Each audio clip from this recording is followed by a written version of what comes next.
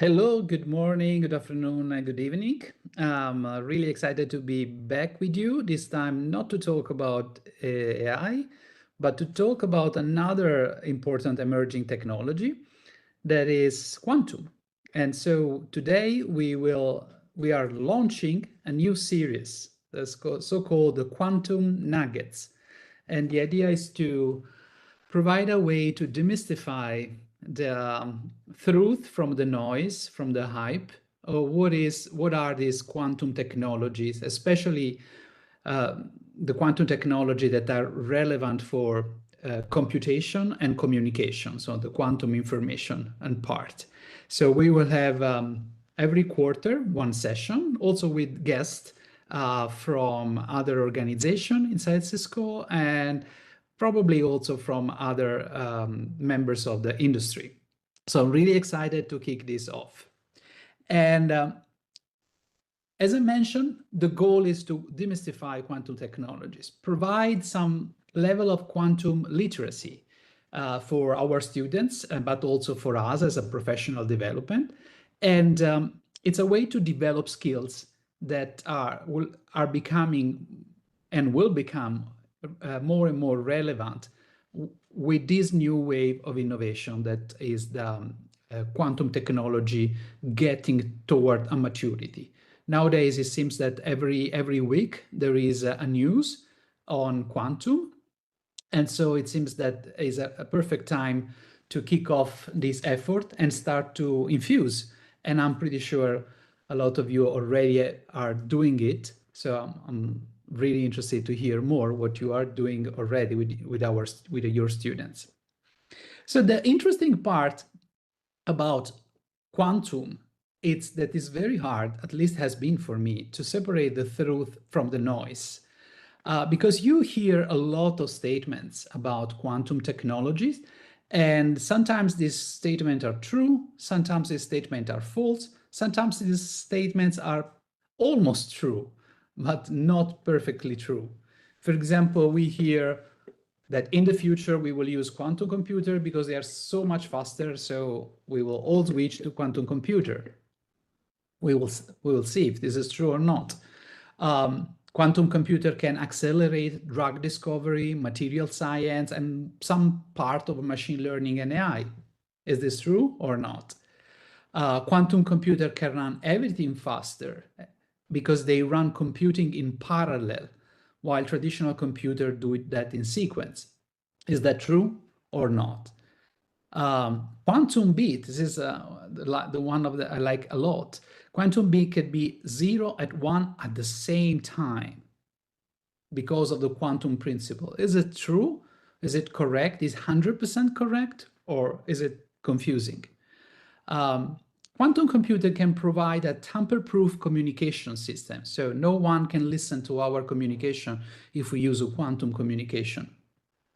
Quantum network allow information teleportation, and therefore we can communicate faster than the speed of light. Is it that possible? What is that, right? So I'm pretty sure you already have your opinion and you already have been able to discriminate the good truth from the false, but let's do it together. And probably one of the most important for our conversation today that will be very introductory and set the stage for the other session is when these quantum computers arrive, right? Are we talking about something that is far away in the future or not? And it's interesting because it's, and there was a last one, quantum computer can break all cryptographic system in a second. We will see, we will discuss about that. But I was mentioning another element is these time elements. And it's confusing because even not only the media, but sometimes the leader in the industry they change their opinion. In the beginning of the year, Jensen Huang, that is not really the last person in the industry of computing, the CEO of NVIDIA, in one keynote say, oh, quantum computer, useful quantum computer are 15 to 30 years ahead, right? And this created an incredible sell in the stock market of all the company in quantum computing.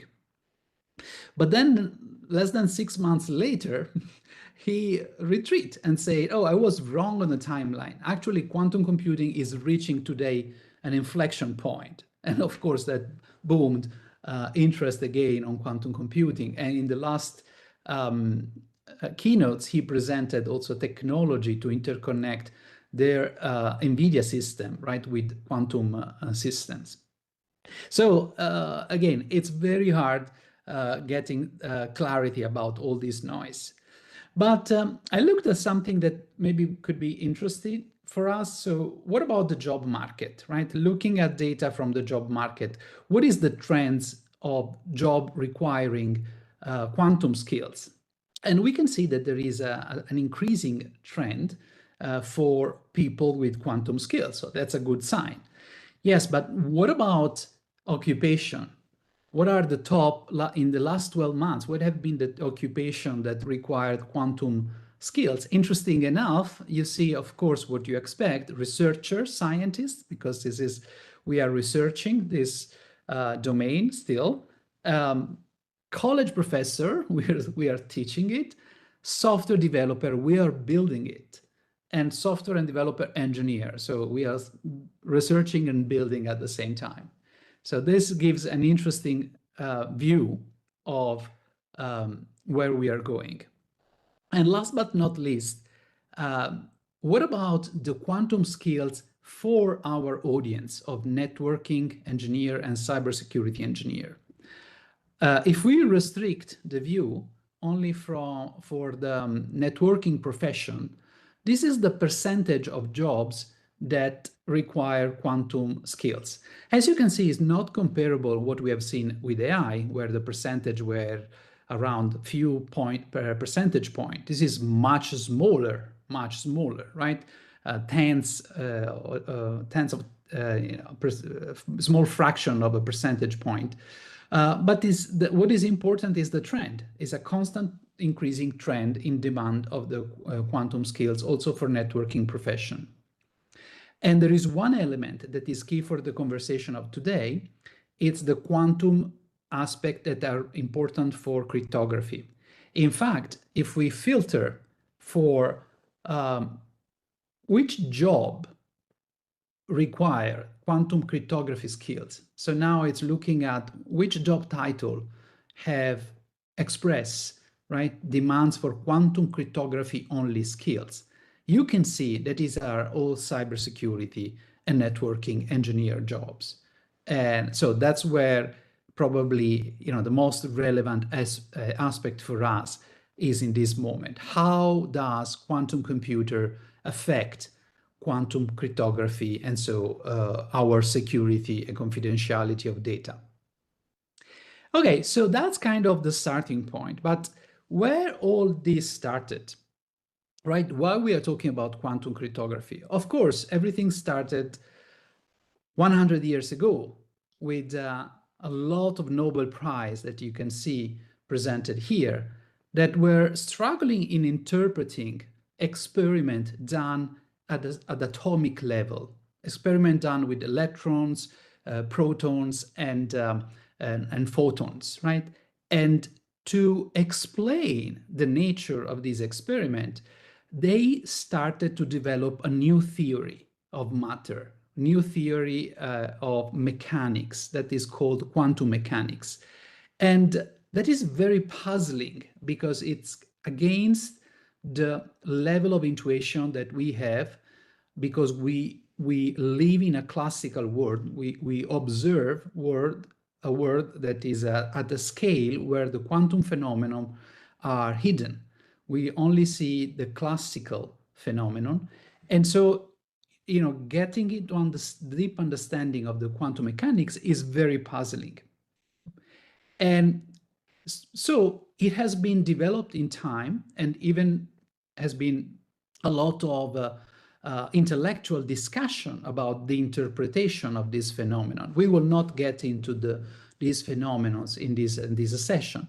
I just want to mention that even Einstein, that we know how excellent mind he couldn't accept some interpretation of the quantum mechanics and always tried to find another theory that was better than the current quantum mechanic because he didn't think it was complete.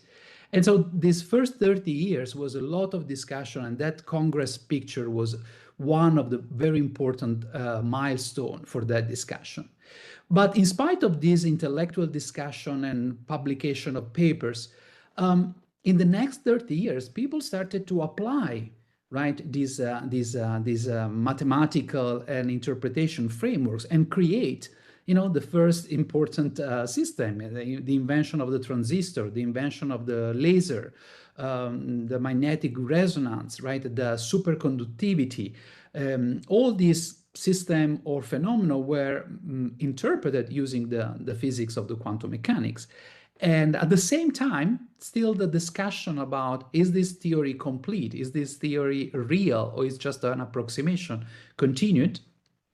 And we will see that, for example, the paradox of Einstein-Podolsky-Rosen and the Bell theorem, in some sense, right now are accepted as a way to demonstrate that, yes, this is a right interpretation of what is happening at that level, even though it's very non-intuitive.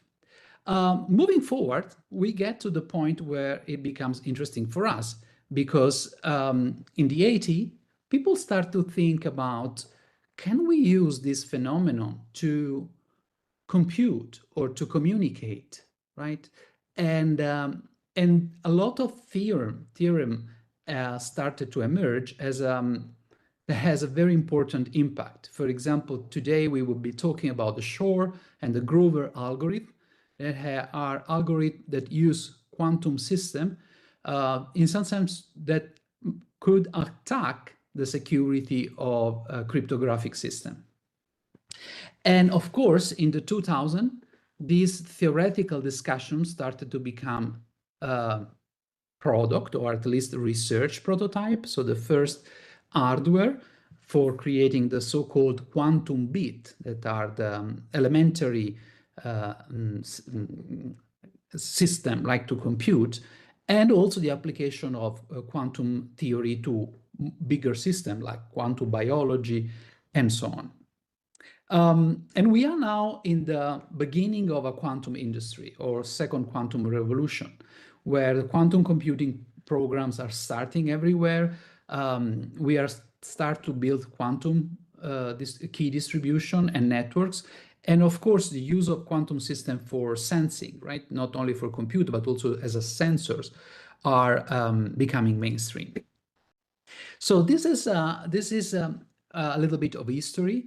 If you search for quantum, or if you have friends that are interested in pseudo-scientific elements, there is a whole series of quantum stealing of the word applied to other disciplines that are not necessarily engineering or science discipline. And so we have all this new age of quantum spirituality, quantum coaching, and so on. Very fascinating, in my opinion, due to the incredible mind-bending ideas behind quantum mechanics, and injected in some other subculture that sometimes use some of the phenomena to explain other phenomena. So we will not talk about that. But it's interesting that a lot of people from science, engineering, Wolfgang Pauli, Nobel Prize, for the spin of the electron, wrote a book with Gustav Jung about quantum, and in some sense psychology, the nature of psycho. So he was a patient of Carl Jung, and they cross-fertilized themselves among themselves with the ideas. Or Sir Roger Penrose, a brilliant scientist, physicist, that is writing about the source of consciousness in our mind. He identified quantum phenomena in our mind as a source of consciousness, not, you know, the academic community is splitted, but it's interesting. And why not? Federico Fagin, the inventor of the first CPU at Intel, is also writing about consciousness, life, computer, and human nature, and talks about quantum and the collapse of wave function as elements to interpret things that are connected to consciousness, spirituality. So it's interesting that this kind of quantum contamination does not only happen in some not scientific area, but also coming from people that have a background in science. So it's not that is ignorance that is driving that curiosity. So I just wanted to refer to these things. So what is a quantum computer? So if we, you know, the marketing sometimes show picture like this, but in reality, other common picture of quantum computer are more like this. And interesting enough, this is chandelier. It's a big freezer, right? It's a big system to cool down. And is a way to progressively cool down from liquid nitrogen to helium, 10 to isotopes of helium, to arrive here where the actual quantum chip is stored, is kept.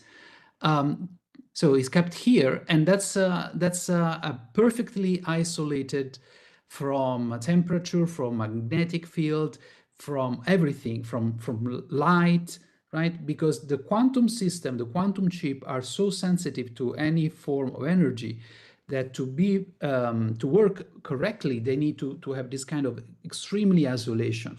And you know, the temperature there is millikelvin, which is unbelievable, thinking that the temperature of the empty space, it's around few Kelvin.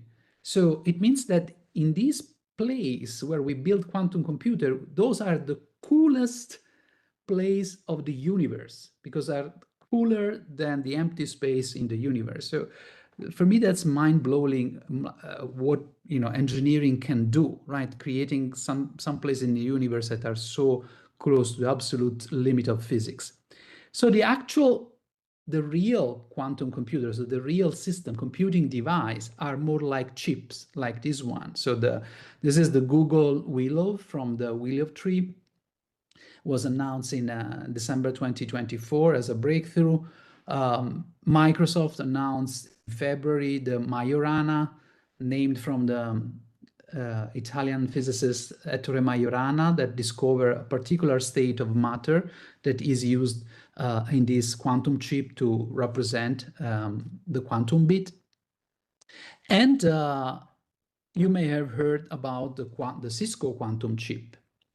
Is this a quantum computer? No, this is not a quantum computer. Cisco is not in the business of building a quantum computer, but in the business of connecting quantum computer through quantum network that are not like traditional network, but they use particular property of quantum system that are the entanglement states that we'll see in the next IPD session. So it's a system that is able to generate photons that are quantum particles that and in entangled state. So this will allow two different quantum processor, two different quantum computer to interconnect and create a distributed quantum computing. So very similar what we have done with the standard server, where using the network, you can scale out, right? Scale the computing capacity because you connect different nodes together through a network. So the idea is to also to provide quantum networking to have distributed quantum computing and many other important use case, like enabling better quantum sensing, and even provide more secure communication with quantum key distribution. So, okay, this is the physical part, yes, but in reality, where are these quantum computers? How can I use this quantum computer? How can I program this quantum computer? So, interesting enough, there are quantum computers that are on the cloud, and this is IBM Quantum Platform, and this gives us a first encounter with what is an interface to program a quantum computer. So we see that there is a kind of code here that I can use to write, to create something. And the way it's presented, the is usually as a circuit. So here we have four entities that are called qubits. And these other entity are actually four classical qubits. So maybe we can adjust this and make it the right name. Bit. Classical bit, and maybe we don't need four, we just use two. And here we call this qubit, and maybe we just need one. Let's see. Let me see if I break something or it works. Yeah, it works. So now I have one bit and I have a register of 2 bits where I can store data. So we don't know what is a qubit and how it works, but it's something that, because it's called bit, can have maybe different status, among which for sure can have the 0 and the 1 status. Right now, by default, I can tell you that this status is 0. How can I tell? I can take a measurement operator. So I can go here, if I put in the circuit the measurement, so this qubit now is measured, and I see that the value is 0 because I'm measuring on on a registry of 2 bit, it shows up as 0, 0, but maybe I reduce to 1 so I make it more clear. So this bit is equal to 0. Okay, fine, nothing exciting. And I have a lot of other things that I can use for my circuit operators, they are called. For example, one operator is the NOT operator. So if I drag the NOT operator here, I am now transforming the qubit from 0 to 1. Oh, yes, this works exactly as was working for a digital bit. So nothing interesting here. But now that, for example, I have 1, I can take another operator, and this is a little bit more magic, is Hadamard operator. If I put this here, look, now the status of my qubit is in so-called superposition, and is in an equal superposition of 0 and 1. So that's it means that I cannot tell if it's 0 or 1, but I have some probability that if I measure this status, I will have 0 or 1. And in this case, the probability are equal, right? Yeah, okay, so this is cool, but is this true? Yeah, we can set up and run this. So we click this. This is a simulator, but now I'm querying to see if there are quantum computer available, and I may be luck. Yes, I'm luck. There is IBM FETS, has 156 qubits, so it can process, I can create some circuits up to 156 qubits. If I click on view details, I can discover a few things. For example, I can discover that this quantum system have errors. In this case, what is less than one error every 1,000. So it's I think 99.7% accurate. I can see that they have something that is a time microsecond. So they have 140 microseconds. What is this? Is the time the qubit is in a coherent status. So it's able to process the information because it's so fragile, but for 140 seconds can still process information and give me an answer. Okay, these are different information. I see that there are some gates, so some operation I can do on these quantum bits. So this is a little bit what is behind this cloud resource. So if I click, let me see, if I click run the circuit, let me see if I'm lucky, and errors. Okay, so there was some error. Let's see what could have happened. Let me try again, set up and run. Okay, so I might have some problem. I need to measure. Okay, now I measure, set up and run the circuits. Okay, so now I'm running this circuit. So this is a simulated, and let me see. Okay, it's the process has run, was very quick, and this is what is the measurement. This is the actual measurement on a quantum system where I put the status in superposition from 0 and 1, and then I repeated this experiment, I think 1024 times. That's kind of the standard default number of experiment. And of this number of experiment, I had 474 and 550 results as outcome of 1 and as outcome of 0. So that's another important thing. So the quantum computer gives me a probabilistic output. So I need to run the circuits many times and then average. And of course, if instead of being 1024, I will run for longer time, or I will use qubits with a lower noise, I will tend to have 50-50 as an outcome because of the status where I put my qubit was a superposition, a perfect superposition of 1 and 0. Okay, we will get more details about these. What is the qubit? What does it mean to apply those gates in next IPD week session. But what I wanted to highlight is, yes, you can program today quantum computer. You can access them through cloud. You can use language, or you can use this kind of circuit builders. Quantum computer have errors, and they have time of coherence.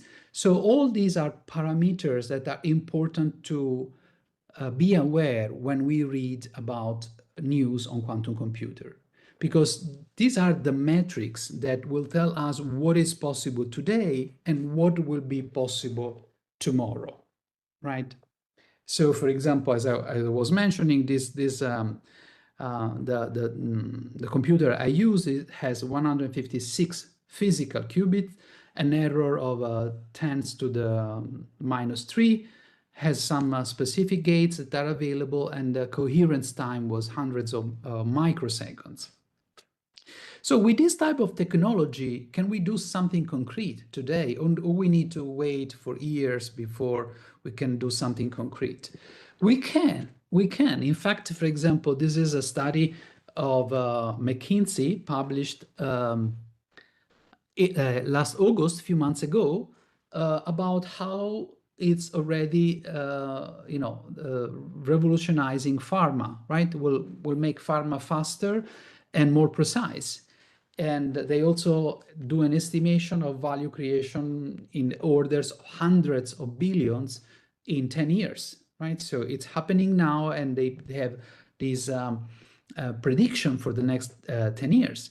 And particularly because in June, IonQ, that is a builder of quantum computing system, demonstrated how you can accelerate drug development. They did it in collaboration with AstraZeneca, AWS, and NVIDIA. And so interesting, this combination, right? Pharma, cloud, GPU, and quantum. So there must be something here. In fact, I think that's another key idea. What they demonstrated is using a system, a computing system, that integrates GPUs like H200, is hosted on AWS and is also using Amazon Braket, that is another quantum service provided by AWS. They were able to resolve in one day the work of simulation that usually using only quantum or classical computer will take 1 month. So this is important, not only the acceleration that we expect from quantum computer, but also the fact that in reality, what we will be facing are a hybrid system. So when we talk about quantum computing, we need to think about a hybrid system that integrates different strategy of computing. Of course, we will still have used GPU. Of course, we will accelerate some part of the workloads with the GPU, and we will have some specific part of the algorithm that are the ones that are not tractable with classical computing, with this accelerated computing unit that we call the quantum computing unit. So it's better to talk about QPU instead of necessarily quantum computing to avoid the confusion of thinking that a quantum computer will be a system standalone and will be used for general purpose computing, it would be totally inconvenient and ineffective. Okay, so this kind of conclude the first part, and I would like to summarize some takeaway. So first of all, I suggest to talk about quantum processing unit instead of quantum computer, and thinking about hybrid system, quantum processing unit need inside hybrid system that will still include CPU and GPUs, right? With all the technology like the tensor accelerator, so the capacity of GPU of multiplying big tensor, big matrices, essentially. The second idea is, what is this quantum processing unit? It's a system, it's an hardware system that has inside some qubit that are subsystem that manifest quantum properties, so we can use the principle of quantum mechanics, in particular the superposition we discussed, but another very important phenomenon that is the entanglement, to process information in a way that is not possible classically, so in a much faster way.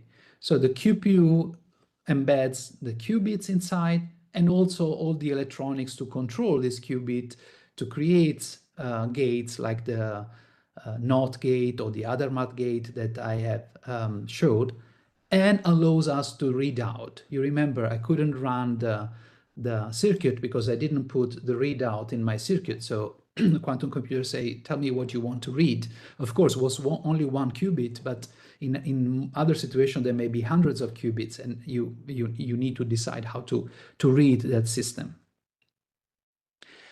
Another important thing is qubits are characterized by properties like error rate, coherence, time, and connectivity. So that's very important. The current qubits are pretty noisy. So we are in a phase where the computing is also limited not only by the numbers of qubits, but the fact that these are not stable. So coherence time is short, so they lose their kind of status, and also they manifest errors. So that's where the concept of the race, right? Different companies are building this logic, this concept of qubits using different technologies. Some are using ions, some are using electrons, the spin of electrons, some others are using neutral atoms, others are using photons, others are using superconductive elements. So there is different way to build the hardware for qubits. It's like the beginning of digital computing. There were different type of transistor, different type of doing integrated circuits, and then smoothly we converge to dominant technology because they proved to be effective and easy to engineer. So this is another thing that we are in that exploratory phase of the industry where we are exploring, different companies are betting on different way build the qubits, to build the error correction, and you know, and they will probably converge on a smaller number, and that will be used in different specific contexts. For example, of course, using photons is much easier when you have to deal with communication, while using superconductive may be easier to construct, but then you have to cool down the chip at millikelvin to work, and so on, right? Different technology have different pros and cons. And last things I want to mention is together with the physical qubit, you may read about logical qubit. And the concept is, can we live with the idea of noisy qubit if we do some form of error correction? So we take a bunch of physical qubits that are noisy, that I cannot use to do computing because they're too noisy. Can I transform this bunch of qubits in a logical system that is more robust and more error corrected, so that I can run my algorithm on this kind of virtual logical qubit that is much more resilient and it doesn't have all the noise and instability. So that's another frontier, right? When we see a computing system is how many physical qubits and how many logical qubits this provider is building. So okay, so that's the first part. So the second part is why this is important for cryptography, right? What is the connection of quantum computing and cryptography? And to get there, in some sense, we need to, it would be nice to reflect for a moment on the computer of the past, right? How our trajectory. So interesting enough, computer was also once upon a time an occupation.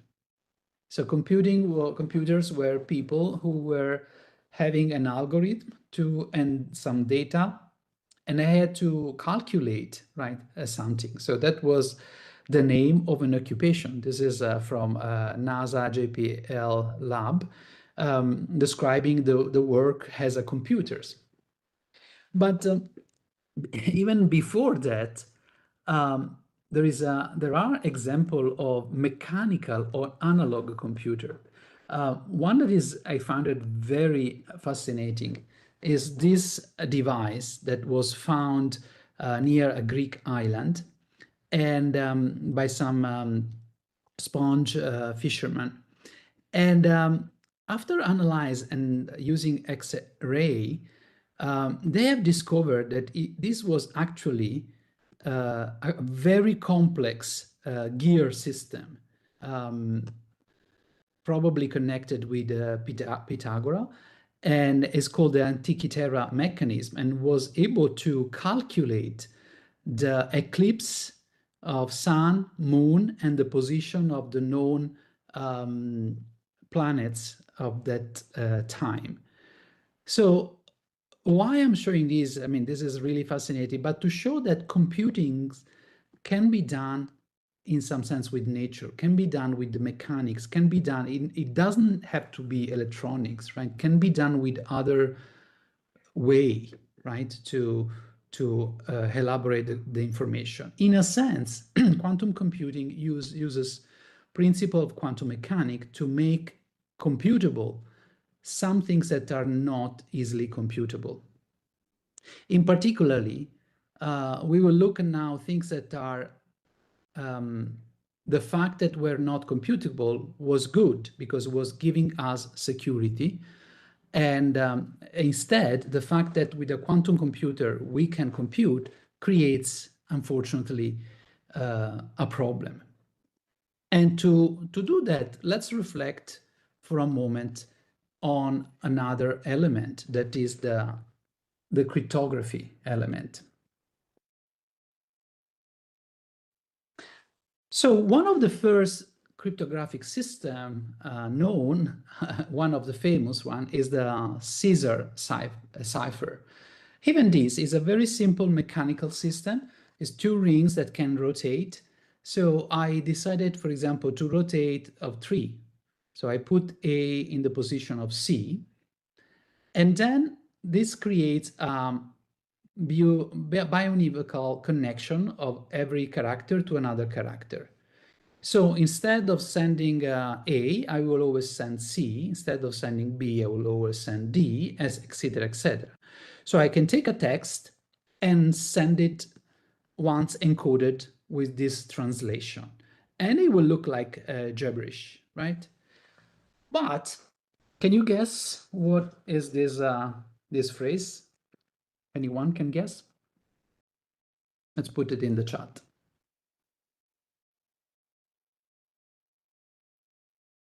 If not, we can do an experiment. We can put in ChatGPT and we say decrypt this. And I wouldn't say that is a Caesar as a starting point. I'm doing the experiment with you. Let's see if it's able to figure out that is a Caesar, or I have to nudge. We are also kind of, so if we look at here, let's see what it's thinking. Yeah, has figured out that is a Caesar cipher and is a shift of 5, and this is the decrypted message. And I have also done some typo. Interesting, it's also telling me that probably you meant quantum nuggets. So it's why is able, because of course decrypting these is computational very easy, right? I only have to find that the shift is 3. Once I figure out, I can figure out that is a Caesar because of the statistical distribution of the characters. I can easily find the solution. But if I go for something that is a little bit more sophisticated, like the visionary cipher, that instead of encrypting the letters always with the same letter, it uses another word that is a secret, another word that is this one, a secret word, where it's indicated how much I have to shift each text. So H, the first time I have to shift as S. So I go here, I see the intersection of S and H, and I will find that is a zeta. And so on. E, I have to encode with E. So I go E, and this is L. And as you can see, for example, these two L of hello are encrypted with different ciphertext.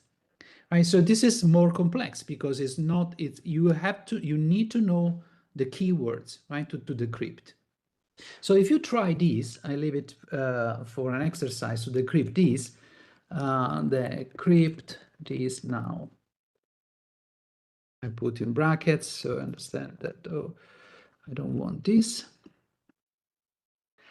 It may very probably not succeed because it will also try different approach and it will write some code to try to decrypt, but it may take a long time, and it may not succeed. It will succeed if you give what is called in the sector the crib, right? Some hint about a possible word that is contained in the ciphertext. So if I say, probably this is something about quantum, with that hint, it will make some hypothesis and will be able to decrypt the key and the message. So I leave this as an exercise.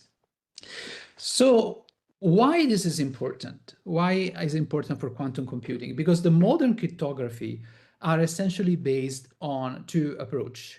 One is the symmetric encryption, for the mistake here. So the symmetric encryption, where the same key is used to encrypt the text and decrypt the text. And in this case, based on the length of the key, to find the key, if I don't know the key, I have to try, right, among all the possible keys. And if my key is n bits, I have 2 to the n elevated at the n options. And so in the worst case scenario, I have to try every combination, maybe n minus 1, because eventually that will work, maybe the last one. On average, I need to try n over 2, so 50% of the space I have to explore, but still a very large number because it's exponentially big with the number of bits of the key. Similar, the asymmetric encryption, it's based instead on the concept of two keys, the private key and the public key, that are generated together and are connected mathematically. So I can share the public key with everyone, but I only keep for myself the private key because it's the way for me to encrypt my message and decrypt my message. So these two keys are connected mathematically, but you can derive the private key from the public key if you are able to find the two factors, the two prime factors of a very big number. So from mathematical point of view, multiplying two big numbers to two prime numbers, it's computational doable, right? But given a big number, even if you know a big number with hundreds of digits, even if you know that these big numbers is the results of a product of two big factors, it's not easy to find, right, these two factors. You have to search for these two factors. And this is what makes RSA safe, because it has been demonstrated that there are no fast algorithms to find these two prime numbers. So you cannot reverse, or you cannot generate the private key from the public key. It will take the time of the universe, sometimes they say million of years, right, to factor a significant large RSA key. But having said that, as you remember, around the 90s, when the researchers started to look at the nexus of quantum physics and information and encryption, right, this kind of a blending of physics and computing, they found amazing algorithm. They prove, for example, in 1994, Peter Shor from MIT proved that if you have a quantum computer, you can find the factor of a prime, the two factor of a big number, the two prime factor of a big number, with an exponential faster way. So what will take a million of years start to become doable because you have this exponential accelerator of computing. And Groover also in 1996 showed that you can quantum mechanical algorithm for database search. So you can search in a structured database such as a key space, right? A key space is a flat space. You don't have structure. You have to find the right key. And we said if you have to search, it will take n, based on where n is exponentially connected with the number of bits. This algorithm provides a quadratic acceleration. So instead of having to search for n, big N, it's enough for you to search for square root of n. So it's quadratic faster to search for that symmetric key. So this poses problem. So in some sense, this demonstrate from theory that we have a 0-day vulnerability coming, right? So when a quantum computer will be available, in some sense, it will jeopardize the confidentiality of key exchange done with asymmetric key system like, RSA, Diffie-Hellman, elliptic curve, etc., etc. And will give an accelerated quadratic advantage on also searching for symmetric keys. So quadratic advantage is not so terrible, right? It's a better, but it's not super better. So if you have a large key symmetric, um, it will still be robust. So maybe you double the number of bits and you're safe. But the shorts, right, the exponential acceleration of factorization of prime number, that's a big deal. That's really a big deal. That's why things are becoming important and interesting. Okay, so what you just said, when you will have a quantum computer, but you showed at the beginning that we do have quantum computers. So how does these things reconcile? These things reconcile because, as I mentioned, it's what are the qubits available, right? So initially, when Shor published the paper, the estimate was that to run the algorithm that Peter Shor had wrote the paper about, you needed kind of a billion of physical qubits to crack a 2048 bit RSA. This was in the 64. Okay, 1 billion qubit. Who knows when there will be available a computer with 1 billion qubits. 6 years ago, a couple of researchers demonstrated that, with an improved algorithm,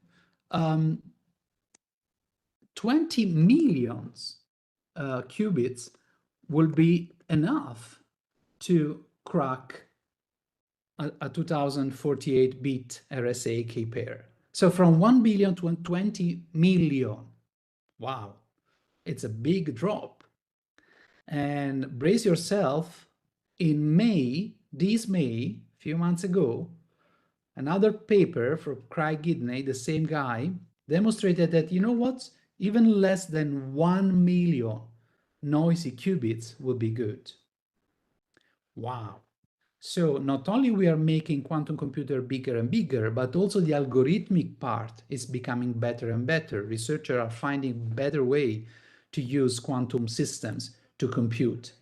And so right now, the expert estimate that with 1600 logical corrected qubit, you may crack RSA 2048, or equivalent less than a million, almost 900,000 physical qubits will be enough to crack RSA. And think about what does it mean, crack RSA, right? All the communication, all the certificates and identity, etc. So this is what is called the tier 2K, so the year to quantum. The moment where that computer will be available will compromise the security. But it's even more important to talk about that because there is a possible attack that is called store now, decrypt later.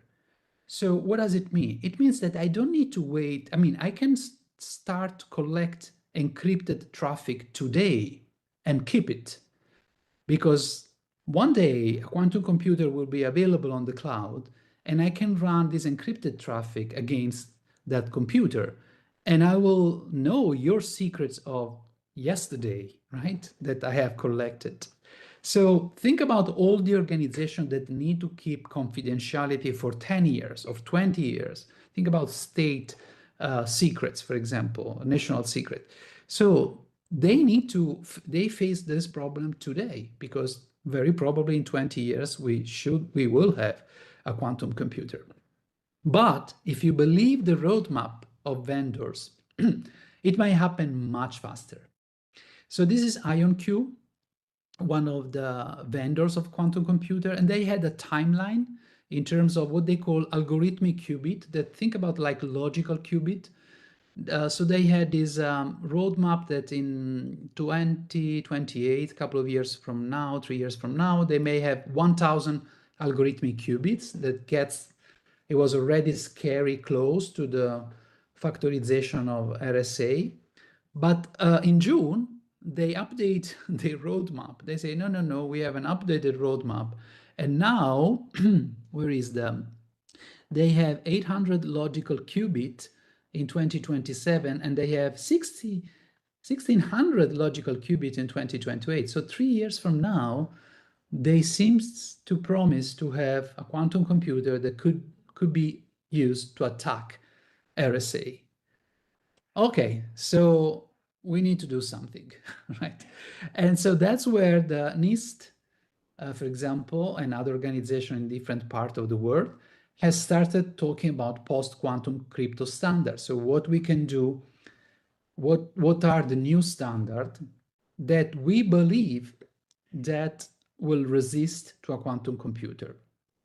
What does it mean? It means that we know that are not built on the same mathematical problem that Shor and Groove demonstrated that it can be attacked, are different problems. But as you know, you cannot prove that something is secure. You can only prove by time that you have a conjecture, and time demonstrate that people cannot crack it. So for example, one of the standard that was proposed was rejected because was cracked. So that's where we have to navigate this time using kind of a hybrid approach, having the new standard. These are the new standard that have been ratified in 2024, Kyber, Lithium, and Sphinx, and at the same time protecting, carefully protecting about the possible vulnerability that will be discovered. So in a word, to be crypto agile, so to be mindful and to be organized in your infrastructure, to be able to switch cryptographic system quickly, right? To make sure that you can adjust when things emerge. Okay, so concluding, by the way, there is a free email, for example, that are starting to emerging that use post-quantum cryptography, so even for consumer. So as a kind of summary, we have this impact on cybersecurity. The quantum computer can accelerate the execution of some workloads. So it's not that every workloads will be accelerating. Depending on the algorithm, and a lot of algorithm, needs still to be discovered. So Groove gives quadratic acceleration in database search, and Shor gives exponential acceleration in number factorization. We know that this implies a 0-day arriving on cryptographic. And so the issue of store now, decrypt later makes it relevant even today for whoever needs to keep information secure for 10, 20 years. So in the meantime, temporary solution and standard have been proposed. So we can start securing our system and be ready for the promises of quantum computer that is not just a threat on security, but as on the other side, we will see a lot of promises on drug discovery, material science, machine learning, and biology, and so on. And with that, I'll stop the session. Thank you very much.